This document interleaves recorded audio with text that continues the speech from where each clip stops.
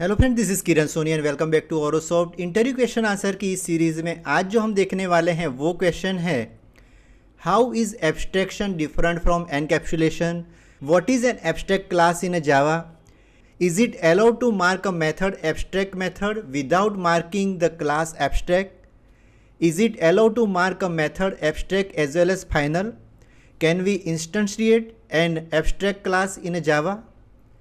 तो देखते हैं सबसे पहला question, how is abstraction different from encapsulation? Abstraction happen at class level design. It result in a hiding the implementation details.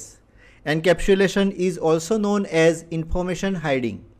An example of encapsulation is marking the member variable private and providing getter setter for this member variable. तो abstraction जो है वो class level पर use होता है। तो इसमें क्या होता है कि हम हाइड करते हैं इम्प्लीमेंटेशन डिटेल को, मतलब किस तरह से आप उसको इम्प्लीमेंट कर सकते हो उस डिटेल को हम हाइड कर सकते हैं। और एनकैप्सुलेशन जो होता है वो इन्फॉर्मेशन हाइड करने के लिए यूज़ होता है। तो यहाँ पर इन्फॉर्मेशन किस तरह से हाइड करते हैं कि जैसे कि हमने कोई वेरिएबल वहाँ पर क्रिएट किए हो और उस वेरिएबल को हमने प्राइवेट रख दिया हो और गेटर सेटर से हम उस वेरिएबल की वैल्यू को एक्सेस कर सकते हो, तो उसको बोलते हैं एनकैप्सुलेशन। और एब्स्ट्रैक्शन जो है वो हमारे क्लास लेवल पर हम जैसे कि वहाँ पर हम प्राइवेट, प्रोटेक्टेड और पब्लिक करके देते हैं। इस तरह से एब्स्ट्रैक्शन और एनकैप्सुलेशन दोनों डिफरेंट है। What is an abstract class in a Java? An abstract class in a Java has one or more abstract methods. An abstract method is just declared in an abstract class, but it is not implemented. An abstract class has to be extended in a Java, and its abstract method have to be implemented by a child class. Also, Java does not allow new instance of abstract class. तो abstract class के बारे में समझते हैं। Abstract class जो है उसमें एक से ज़्यादा एब्स्ट्रैक्ट मेथड होनी चाहिए।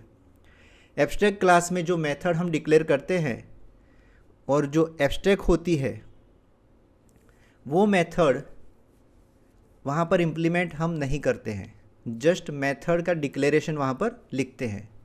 और एब्स्ट्रैक्ट क्लास जो है वो एक्सटेंड जब हम करते हैं तब उसके अंदर की जो एब्स्ट्रैक्ट मेथड है उसको हमें चाइल्ड क्लास में मस्ट भी इम्प्लीमेंट करना पड़ता है। एंड दूसरी बात, एब्स्ट्रैक्ट जो क्लास है उसका इंस्टेंस हम नहीं क्रिएट कर सकते हैं।